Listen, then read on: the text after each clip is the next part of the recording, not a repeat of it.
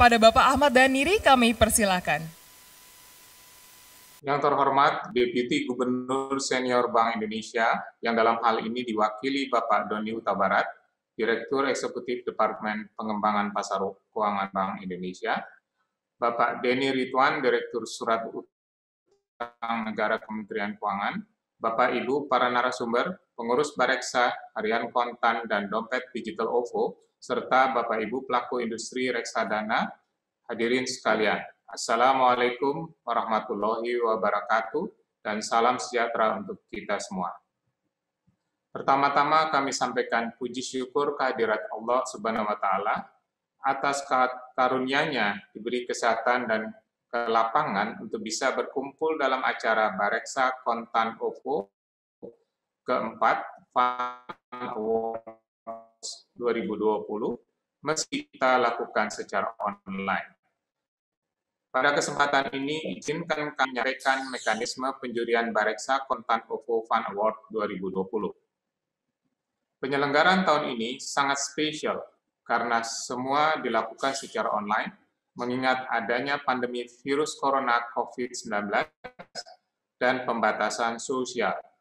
Namun semangat dan tujuan penyelenggaraan ini masih sama, yaitu memberikan penghargaan kepada produk reksadana, manajer investasi, dan tokoh yang berkontribusi bagi pengembangan industri investasi reksadana Indonesia. Acara ini diselenggarakan untuk mendukung otoritas jasa keuangan dalam upaya memperbaiki aspek governansi di industri reksadana. Penilaian untuk penghargaan dilakukan secara independen, objektif, transparan, dan tidak dikaitkan dengan kepentingan komersial. Dewan juri terdiri saya sendiri, Mas Ahmad Daniri, Direktur Utama Bursa Efek Jakarta tahun 1999 sampai 2002, dan Ketua Komite Nasional Kebijakan Governance sampai dengan Desember 2019. Lukas Setiatmaja, PhD, perwakilan dari Universitas Prasetya Mulia, dan Ardian Taufik Gesuri, pemimpin redaksi Kontan.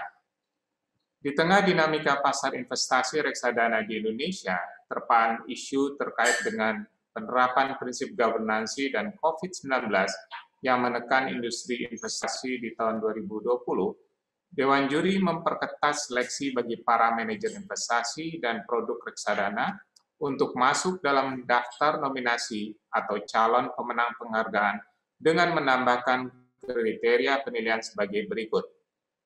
Kriteria produk dan manajer investasi Bareksa Kontan OVO Fund Award 2020 pertama dikelola oleh manajer investasi MI yang tercatat dalam 20 MI terbesar. Dana kelola yang dilaporkan di Otoritas Jasa Keuangan per bulan Juni 2020. Kedua, dikelola oleh manajer investasi yang menerapkan prinsip governansi dalam pengelolaan dana yang diukur dengan 3 aspek.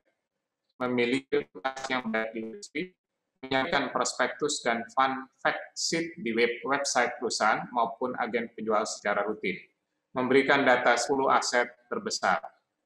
3, produk reksadana memiliki dana kelolaan atau aset under management AUM minimal 25 miliar pada Juni 2020. Memiliki kinerja statistik Sharpe ratio di atas kinerja statistik benchmark IHSG. Setelah menerapkan kriteria tersebut, diperoleh 345 produk reksadana dari total 20 MI yang masuk dalam penilaian. Selanjutnya, kami menerapkan mekanisme penilaian sebagai berikut.